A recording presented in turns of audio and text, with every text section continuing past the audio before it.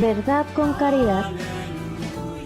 Enseñanza de nuestro obispo Monseñor Miguel Fernando González.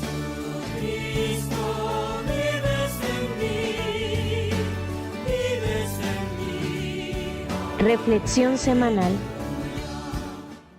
Bienvenidos, queridos amigos, a un nuevo programa de Verdad con Caridad.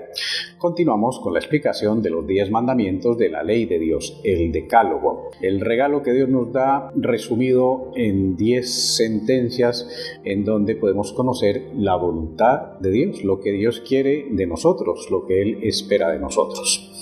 Por eso vamos al segundo mandamiento. Recordemos, en el Éxodo capítulo 20, versículo 7 y en Deuteronomio 5:11 dice: no tomarás en falso el nombre del Señor tu Dios. Y luego Mateo 5:33 dice: se dijo a los antepasados, no perjurarás, pues yo os digo que no juréis en modo alguno. El nombre del Señor no se puede usar en vano, para cualquier cosa, de cualquier manera. Hay que usar el nombre de Dios con respeto. ¿Cuál es el nombre de Dios?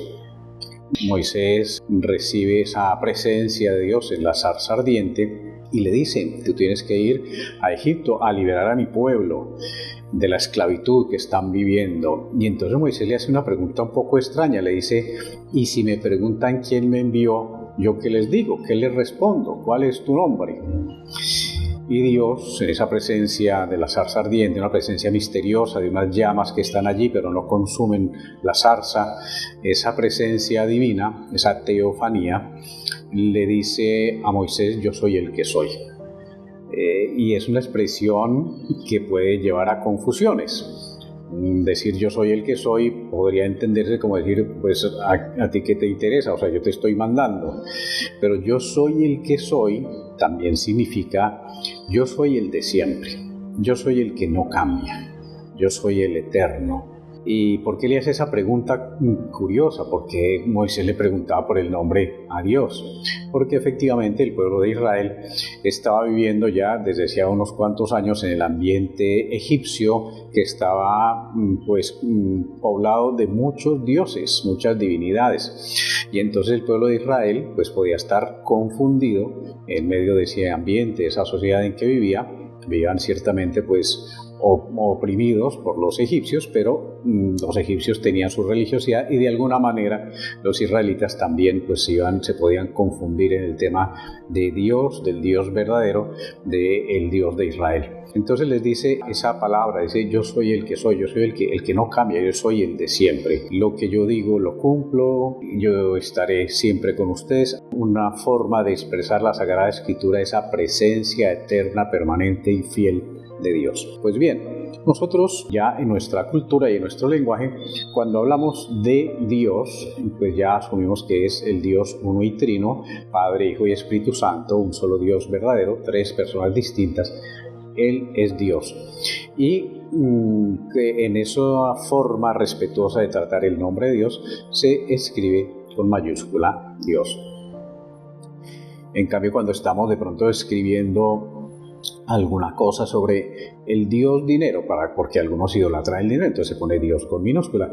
Son como gestos de respeto que el mismo ser humano siempre utiliza con respecto a la divinidad.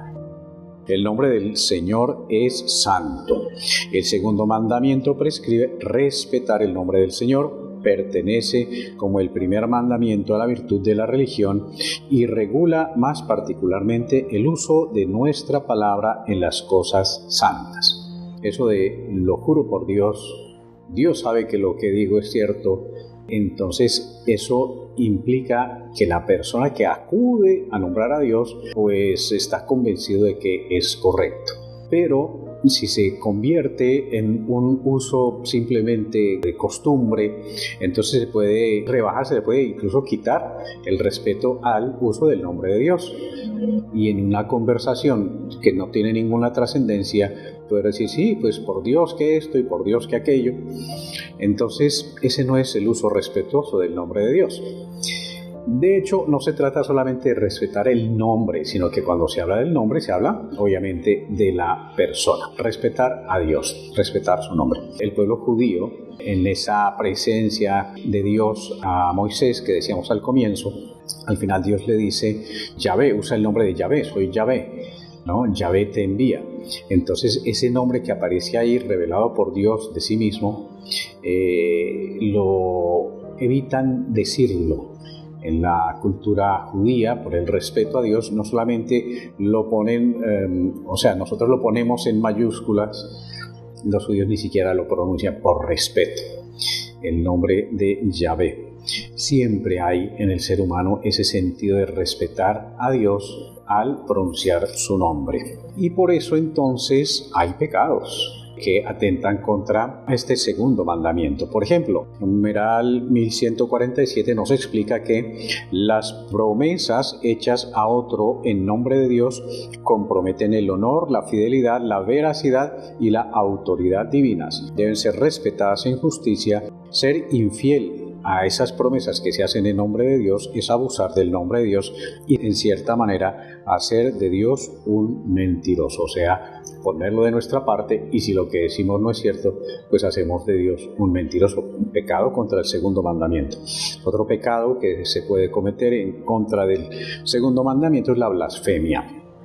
Gracias a Dios, en nuestra cultura colombiana no se utilizan las blasfemias. En otras partes del mundo sí se usan nombres que se refieren a lo divino y a Dios mismo con irrespeto, incluso pues como en tono grosero.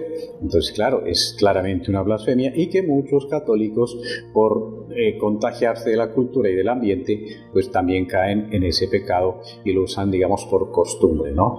Ya no dicen como una palabra grosera de cualquier estilo, sino referente a alguna cosa de Dios, a la Virgen, a los santos. Esa es la blasfemia. La blasfemia se opone directamente al segundo mandamiento y consiste en proferir contra Dios interior o exteriormente, o sea, pensándolo o diciéndolo, palabras de odio, de reproche, de desafío, en injuriar a Dios, faltarle al respeto en expresiones, en abusar del nombre de Dios. Entonces, ahí tenemos ese otro pecado. Después hablaremos en el próximo programa sobre tomar el nombre del Señor en vano. El Señor nos bendiga en el nombre del Padre, y del Hijo, y del Espíritu Santo. Amén.